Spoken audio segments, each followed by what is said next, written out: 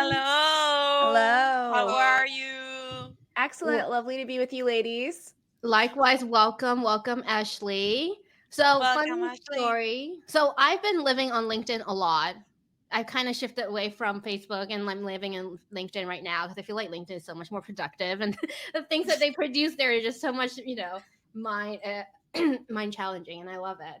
So, I actually stumbled across a post that Ashley posted calling out for women leaders and founders, which really inspired me because, and I ended up tagging a few of the leaders myself. It's so weird. It just happened. Like I just ended up messaging her. It's like, oh my god, I'm a big fan of what you're doing, and because I ended up like checking her profile and going through her posts, and it's just amazing. So I ended up sending her a message on LinkedIn, and the rest is history. And here she is with us, women in corporate today, meeting my fellow host from Argentina, and we were just talking about Spanish 101, but this is awesome. So, Ashley, welcome. Thank Perhaps you. you want to get started with a little quick introduction of yourself. Absolutely. So, I'm Ashley Laabs. I'm the founder of Composure Digital, which is a boutique agency focused on helping founders, executives, and aspiring leaders to figure out what they should be doing on LinkedIn. I think a lot of people just get lost in the scroll. They spend a lot of time there, but they don't really make anything happen and they're not sure why. So I help them own their personal brand, make an editorial plan for what they should be writing about. I ghostwrite for them, and I also coach people on how to turn their content into the opportunities that they're trying to seek. I love it. And before we dive deeper into the question, Ashley actually sent me this really beautiful quote to start us off with. To light a candle is to cast a shadow by, I hope I don't butcher her name, but Ursula K. Le Guin. Yeah, nailed it. Yay! Ashley, what can you tell us more about why you selected this quote? What is it important for you? Yeah, I think that when I'm working with people on showing up in a more public way as an expert in their industry, there's often a lot of fear around that. People are worried, am I going to upset someone? Am I going to close myself off from opportunities? Do I know enough? Is what I know valuable? Can I really do what I'm trying to accomplish here? And we think so much about the negative, right? The darkness, but to light a candle is to cast a shadow. So, we will have to deal with some of those things when you put yourself out there. That is part of it. But it's also creating this light and stepping into the light of your own personal brand. It's stepping into the light of what excites you, what you know about, what you want to share, how you want to connect with people. Building a network that's supportive and engaging. All of these things are really exciting and wonderful, and they get us on the path to the things that we want. But yeah, it does also mean that some people are going to disagree with our opinion. And it means that not every opportunity is for us. So maybe it will turn some people off from working with you. But the thing that we're trying to accomplish in these situations is to find our people and to find our opportunities and our path forward. We don't need every opportunity in the world. There will be some shadow. There will be some things that get closed off from view. But that's what happens when you light a candle, lighting the candle of, your passion and your expertise out in the world. That is really awesome, actually. And what I'm hearing is it sounds like owning your voice is a big part of who you are and what you're kind of promoting too, especially women leaders and just women in general to speak up and have their voice. I was scrolling through your LinkedIn again, like I'm a big time stalker. I just find there's so much valuable information there. There was this post that really caught my attention. This was before I connected with you. Mm-hmm. And in this sentence on your post, like really resonated with me. I silenced my voice to conform to someone else's needs. Mm-hmm. Yeah. Let that sit. So, can you? And I know you embark on a journey from a full time writer at a magazine or you write a company before you started pursuing this, and Mm-hmm. you shared a lot about like emotions, right? The fear when you were pursuing this journey of yours. Were you experiencing any fear? What emotions were you feeling at that time? Did you feel fear? Did you feel something else? Yeah, that's a great question. I definitely felt fear, but it was more the fear that people didn't see me for who I really was. Um, I started out in the magazine world. I was the managing editor for a trade publication that had an international presence. I started my career managing a team and taking on editorial strategy far beyond the realm of what a writer would do. Mm. Um, and yet when I came into the digital world after that, I was kind of relegated to be a copywriter. And people just wanted to see me as that one thing. And I was kind of constantly in this position to fight to show people that I had a lot more skills that were valuable to them that weren't represented on their teams, that I wanted to give them more. And it was this it was the fear that people would never see me for everything I had to offer, that it wouldn't be recognized, that it wouldn't be appreciated. And that was the case because a lot of the time there was pushback, like, who are you? You're just the writer, like you don't even belong here. Um, and it was really frustrating to me. And so a lot of my career journey was trying to push outside the bounds of what people saw me as, just like get in the door and then try to, push it open. And yeah, in that way, I felt like my voice was silenced because people wanted to see me in a certain way. They wanted to see my track forward in a certain way. So, to get any promotion at all, to get any additional responsibility or visibility, I felt like I had to perform to someone else's expectations of me. And when I was myself, I was too much. Mm. And when I got laid off in the pandemic, like so many people did, and it was right after, it was from a job that they were talking about leadership opportunities. And I was putting boundaries on it because I was like, this is how I want to be in my career. And when I tell you that my boss's jaw was on the floor, that I wasn't just accept so grateful to accept whatever I was given, that I was like, this is what I want for myself. And that was revolutionary and a problem. And then I got laid Yeah. off. Like, I was just like, you know what? It's time for me to do this for myself. It's time for me to take the expertise that other people aren't picking up and like bring it to the market myself. And so that's why I started my company. I had a freelance business my whole career, but really stepping into it and owning it full time and being like, no, I have something and I'm going to give it to people instead of letting people be the broker of my talent, basically. And now I found that all those things that people tried to hold me back or said I was too much, those are the things that people hire me for now. Those are the most important parts of me now. And I just think that that's something I want to do for other people. I think there are a lot of other people who feel that way. There are a lot of women who feel that way, who Yeah. feel like to get into positions of leadership, they have to perform to what someone else expects of them. And that if they want something else, if they're going to have boundaries or if they have a vision, that's actually a threat to their path forward. And I don't, maybe that's true where they are, but it doesn't have to be true everywhere. And I think that by owning our voice and putting those boundaries, that vision, um, that excitement out into the world, we can find the opportunities that are actually aligned with us. And that's what I want to create for other people because I don't want them to feel the way that I did in my career. I don't think anyone should feel that way. I think we all have a place to belong, but it does require a little bit of courage to be willing to say no to things that aren't a good fit for you and find the things that are. Totally. I Oh, just it's I have something like shared with me while you were telling us. You started to speak up for yourself, and then you became a problem because you wanted to speak up. I still, it's 2024, and we still think that when you speak up, you are a problem. You are rebellious. You are what? What's this about? And you are not the only one that went through these kind of issues.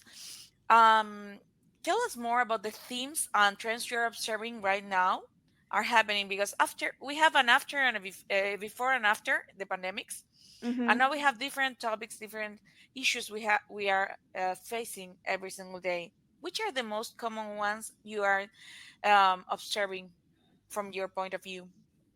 Yeah, that's a great question. There are a million things, obviously, but I think the two that are on my mind a lot lately, one has to do with employment. And I think that there's a lot less security in our jobs now. Even all the way at the executive level, executive tenures are shorter. People are moving around a lot more. We're seeing in the CMO role that there's a lot more fractional stuff Mm-hmm. happening. Um, and because of that, we're changing jobs more often. We have to market ourselves. We are the consistent element between all of the jobs we have, between all of the career moves we make. We have to sell ourselves. And I think in the past, because there was enough security in jobs generally, it was fine to just go through the process of updating your resume and your cover letter and applying for jobs and just getting one. But now it's not. And there are a lot of elements that contribute to that. The digitization of the job process means that so many people are applying for each job. Remote jobs mean that so many people from all over the place are applying for each job. Really lean teams after layoffs means that people inside don't have enough bandwidth for all the people who are applying for the jobs. And so I think that in addition to still needing to go through that formal process, it's a lot more relational. It's a lot more about your network and to not just who you know, but who's activated in your network, who knows you now. And so I think that's why we are seeing so much more emphasis on personal brand for Mm-hmm. everyone, especially for job seekers, Mm-hmm. to find the people and opportunities again that align with what we're about and what we're looking for. It's much less, I'll take any job I can get, and I need to craft a presence to find the right things for me. Um, and I think the other thing that I'm really thinking about is B2B marketing really follows the trends of B2C marketing, but just way later a lot of the time. Yeah. And we're seeing, I think, the influence of influencer marketing in B2B now. Mm-hmm. And it's a lot less that in B2C marketing, we use influencers. We have people representing the brand. For a long time, we've had people being the face of a brand and telling the stories of a brand. I think TikTok really got us into this in the last few years. Yeah. And we're starting to see that in B2B as well. Like when we're making these long sales cycle, high ticket purchases that are highly dependent on relationships, suddenly we want to hear from the experts inside of the company. We want to hear from the leadership inside of the company because we buy from people. So on LinkedIn, for instance, nobody cares about the company page No. Yeah. because they know if they respond in the comments to something that your company posts, they're talking to marketing. They're not talking to Mm-hmm. an expert or a leader or anybody who's directly relevant to them. They know they're talking to marketing and they don't want to do that. So what they want to do instead is they want to comment on the CEO's posts or the experts posts or even the salesperson's posts if they're talking about relevant high value problem solutions strategies, these sorts of things. And so the people inside the company really become influencers for the brand. And I think that's why we're seeing LinkedIn change. We're seeing more people writing there. We're seeing more people share expertise there. And we're seeing longer form content there. Mm-hmm. Yeah. Actually, here's a question for you. As you were saying that, you are right. On my LinkedIn, everyone is just posting Mhm. and building their brand presence. How now? How would just like during COVID, there was an influx of webinar, and everyone that's this term they say webinar fatigue. So if now that everyone is going on LinkedIn and crowding LinkedIn with their own thought leadership, Mhm. how is one going to like be able to extract information? Do you know what I'm saying? Like how do you filter out the Yes. noises and Yeah. pick the relevant ones? Because everyone is just on LinkedIn.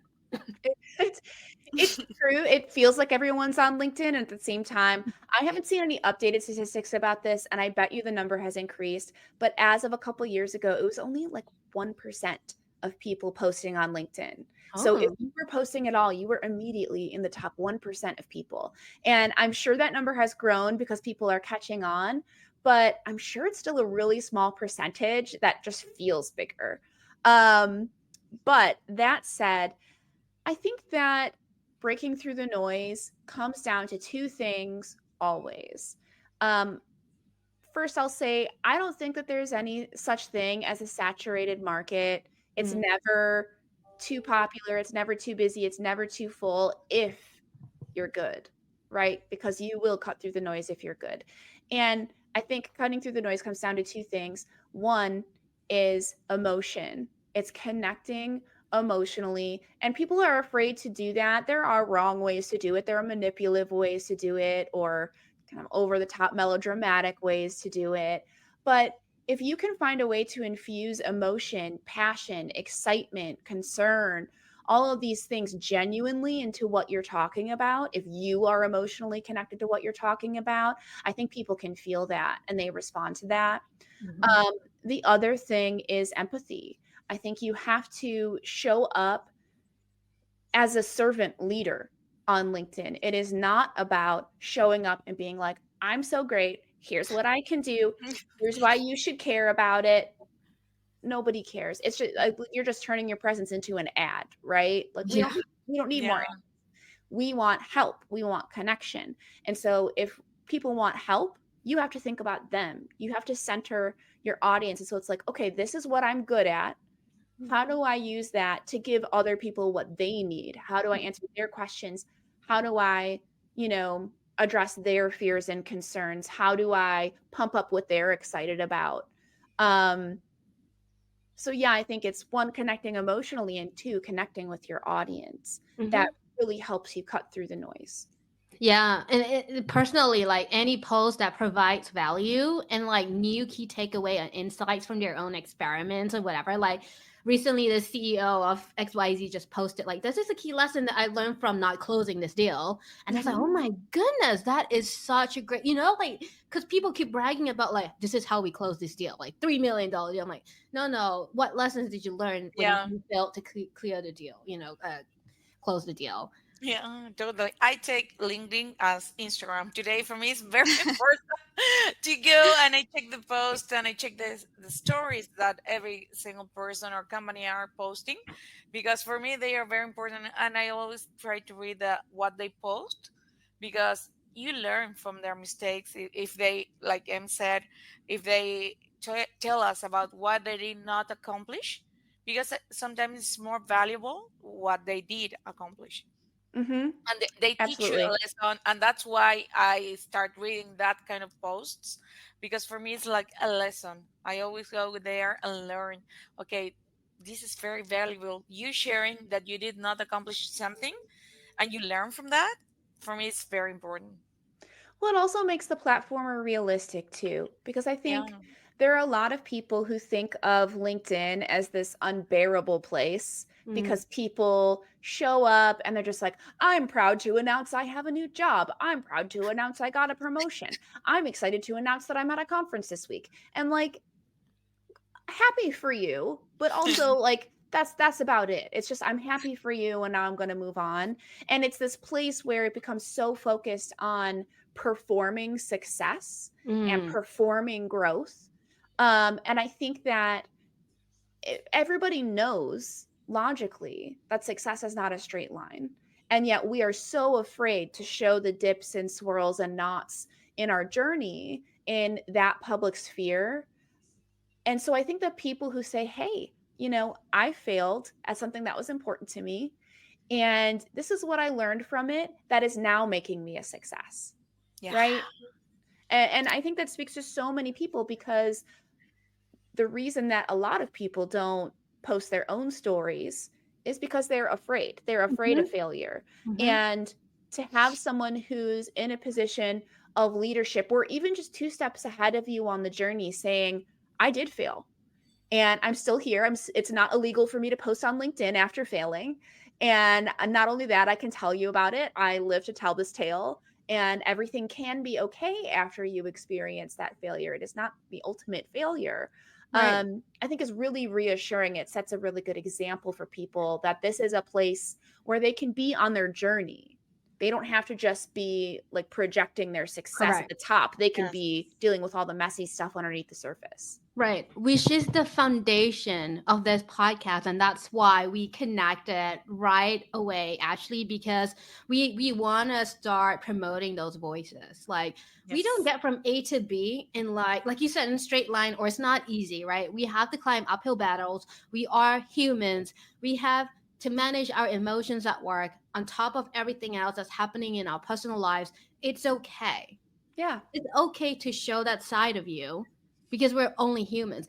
Like think about this, like on Facebook, I'm starting to get away from that. It's because everyone's just posting all the good things. It's depicting a whole different life that no one, do you know what I'm saying? It's like a whole, Yeah. who is this person's life? Like I, at one point when I was younger, I was doing that. I was like, oh, I want people to see I'm this party fun girl, pre-adult. And it's not really like no one sees who I really am behind Facebook, the struggles, right? You go through those cycles, and we need to talk about that more.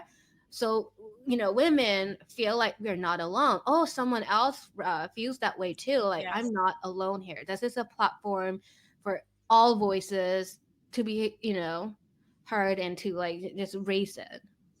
Yeah, I think that's one of the hard things about social media in general. It doesn't matter what platform it is, and people have certainly felt this on LinkedIn, where when you scroll through a feed on any platform and you are seeing the accomplishments, the lessons learned, the new jobs, the vacations, you're seeing all the stuff from hundreds of people, thousands of people potentially, it all becomes kind of one person who's doing everything you're not. It becomes an amalgamation of everything you're not doing in your life. And Yes. it makes you feel like you have to do everything, but you don't and you can't. And even when you try and you do a lot more, you're avoiding some choices in your life. And the better thing is to really be able to step into, who am I? What do I want? What do I not want? Like, let's own that and just be in my little lane of Yeah. life. That's okay. You can have a great lane of life without trying to choose every lane. Um, but I think it takes a lot of work to see what everyone else is doing and not meld it into one big, monster of an example of what you're not doing, and not see it as some kind of failure or lack or aspiration that you Mhm. should be reaching towards. I love that. Before the last question to Emmy, I know you're about to read the last question. I have one last question actually for you from me. Sh- and this is all about sharing your emotions, right? Like, so in your endeavor to, as you continue to help other folks promote their voice, own their voice, what is that one challenge that you go through? Because it's not easy, right? It Mhm. took you a lot, and I bet a lot to get to where you are today. Can you share what that one biggest challenge is and how you actually overcome that? Or maybe you're still overcoming it because it's not a destination, it's a journey. Every Sure. day we're just like overcoming things. It's just like a battle with our minds. But if you can share that, that would be really Yeah, do you mean like challenges for me and my for business, or you, challenges with my clients, for or you for personally. For me? you. Mm-hmm. That's a great question. I think the challenge for me, I mean, of course it's doing the same work as everybody else. It's it's owning my vision of what success looks like, because it is so antithetical to the example that is set on in places like LinkedIn and Instagram and everywhere else. I think that, especially in a capitalist society, the measure of success in a business is growth and scaling and revenue, and like, I want to make a good living. Of course, I would like Mm-hmm. to make good money, but I don't want to scale up a full-size agency. I I may have like a fractional team, but I don't want to become like a big business. I don't want a huge clientele. I want to remain a boutique business that has deep relationships with a handful of people, somebody who is trusted, who has long-term relationships. And personally, I want to have a business that affords a lot of balance in my life, Mhm. that it's easy for me to walk away from at the end of the day. I want a business that is contained in my life because there is a lot of richness in other places in my life. I love creating and performing music. I lead foraging groups for the Mycological Society. We Oh forage for wow. mushrooms and I take new people out into the forest. I have a great relationship and great friends. I love the place that I live. And I want to enjoy all of that. And it's so easy to get sucked into the hustle and the growth and the next thing. And I definitely struggle with it because I'm a type A, like teacher's pet, valedictorian, and I want to achieve everybody's standard of success so Yeah. everybody can see how great I am. But really what would make me happy is achieving my definition of success. And it's something that's so much smaller, it's more intimate, it's more humble than what a lot of people are pursuing. Mhm. And so it's tough to be in a room full of like really excellent like executives and Mhm. startup founders who are really on that path, and to be someone who helps them along that path but someone who's not on that path. Right. I love it. And here, for example, I see that there is so much greed or always people pushing you to be successful, to have money, to be the best on everything. So I think it's a great vision. And we talk a lot about performing and about trying to find your own voice. And for me personally, it's really a struggle because I'm a compulsive, or I was in the past, a compulsive people pleaser. And I always try Mhm. to do what people, or what I feel, for example, what Ellie think that it will be the best, and I will do what I think Ellie wants is the best. And for me, it's really difficult to find my own voice because I think I don't know myself yet. And I think that this is something that happens to a lot of women. Hmm. So, what would be three actions or advice that you will do to people who want, or women in particular, that want to own their own voices and to create their personal brands, for example? Do Yeah, you have three takeaways of that advices? absolutely.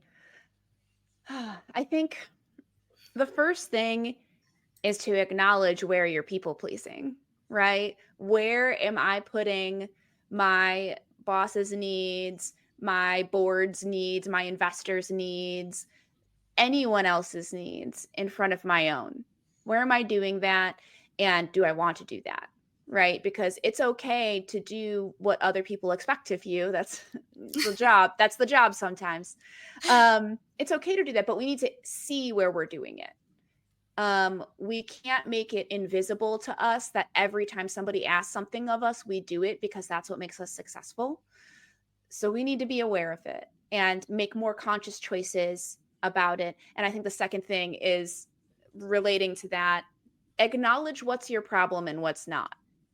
Sometimes things are someone else's problem and they need to remain someone else's problem, right? Mhm. And it's important for you to know what's on your plate, but if you think everything's on your plate, everything's on you to fix because someone else is having a problem with it, then it's going to be very easy for you to hold yourself back from things for yourself, because if you put everything on your plate, it's inevitable that there'll be some conflict with what somebody else wants. And so you have to really decide what's yours and what's theirs, right?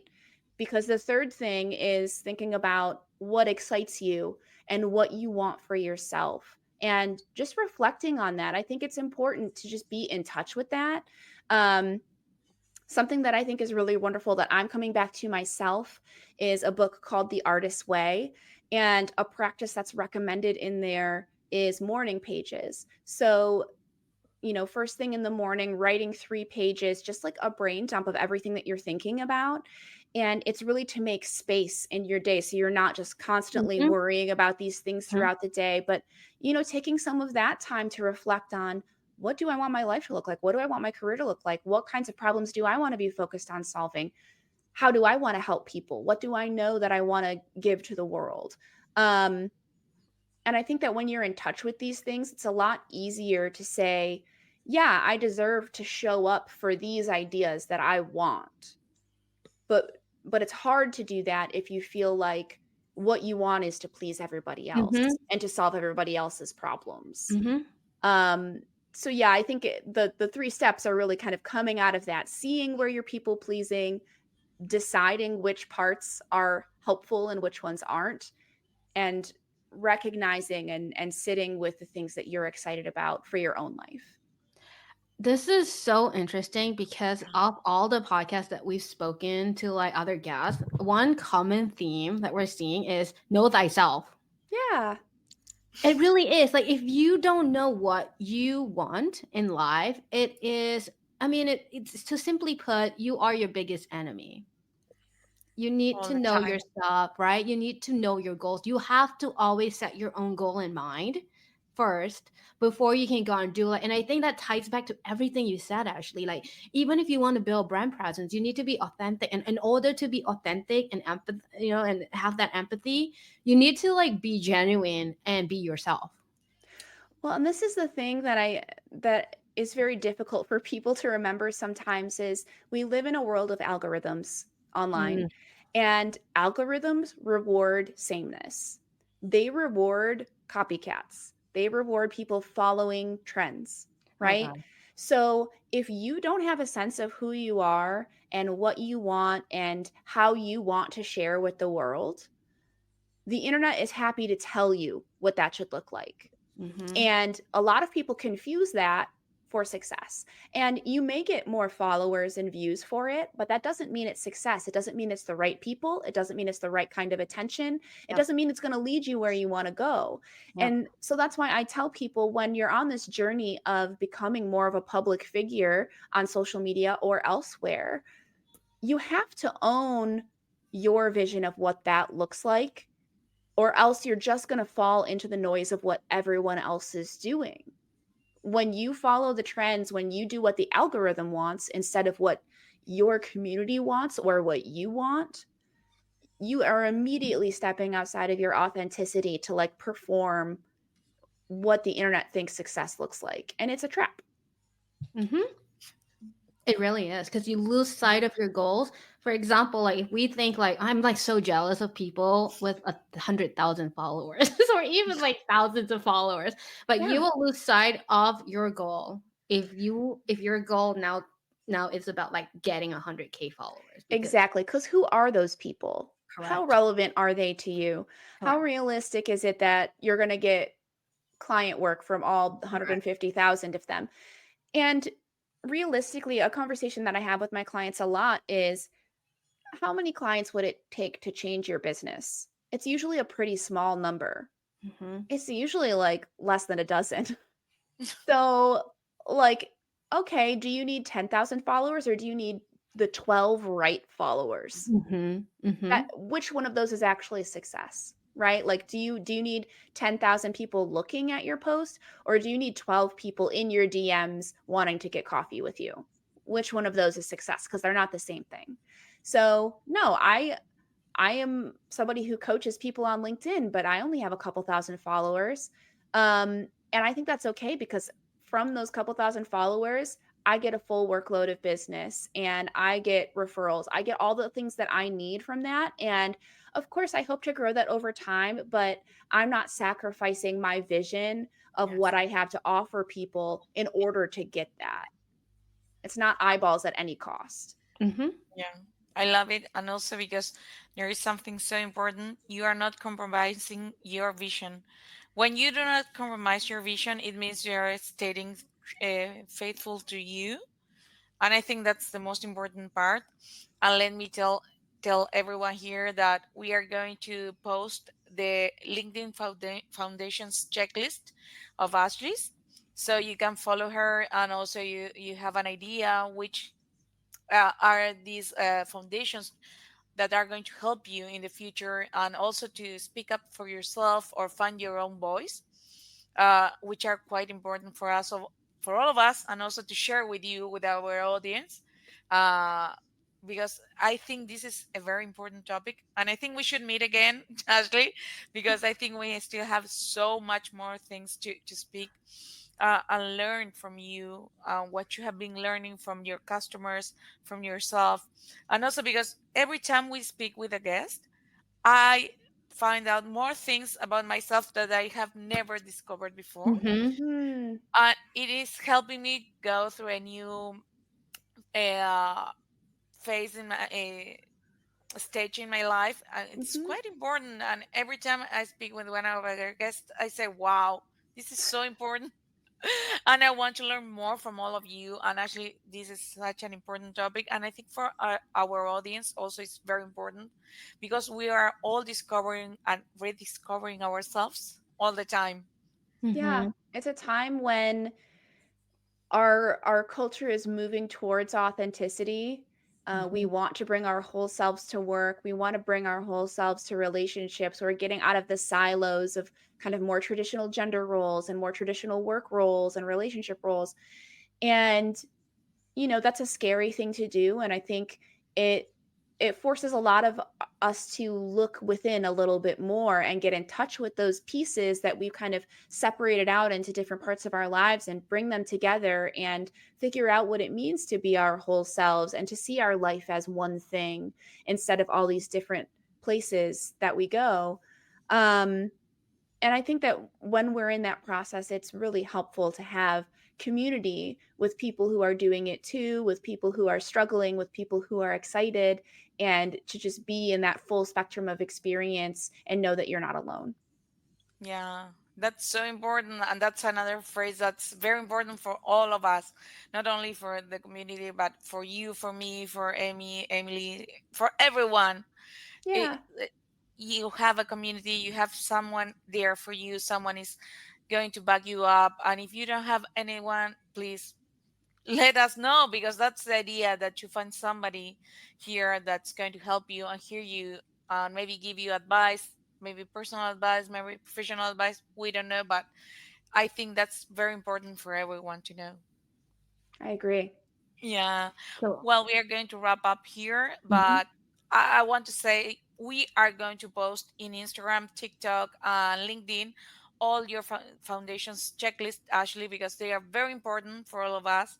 And also, we are going to post your LinkedIn profile, so everyone that wants to reach out to you can do it, because I think what you have said and told us about today is so important. And I told you so. I already started thinking about myself whenever you say speak up, build your personal brand.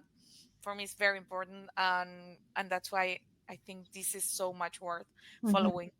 Ashley, can Yeah, you wrap us up with how the process would be if someone wants to schedule a call with you? Yeah, Again. yeah, great question. So basically, I have little 15-minute chats with people to see, like, hey, what's going on in Mhm. your world? What are you struggling with? And just see if we're a good fit to help each other. And sometimes we're not. And I recommend other people they should talk to or resources that might be good for them. I really try to help people however I can. But if we're a good fit, the first thing that people do with me is a 2-hour workshop where we figure out what they're trying to accomplish, how they're using LinkedIn right now to do that, and also we get into what thought leadership looks like for them. So what is it that they have to teach? What are they excited about? What does the community that they want to build care about? And how do we turn that into a thought leadership presence? So after the 2-hour workshop, I build them like a 10 to 20 page strategy that helps them see like what they should be doing differently, what kind of leader they should present themselves as, and what they should be writing about to kind of achieve the goals that we talked about. And some people after that will hire me to coach them because they want to write their own stuff, but they want someone to help them understand how they turn their content into relationships and opportunities, like how to translate it into something. Some people hire me to ghostwrite for them because they like the ideas. They know they want to do this thing and it will help their business or their career. They just don't have time. So they outsource it to me.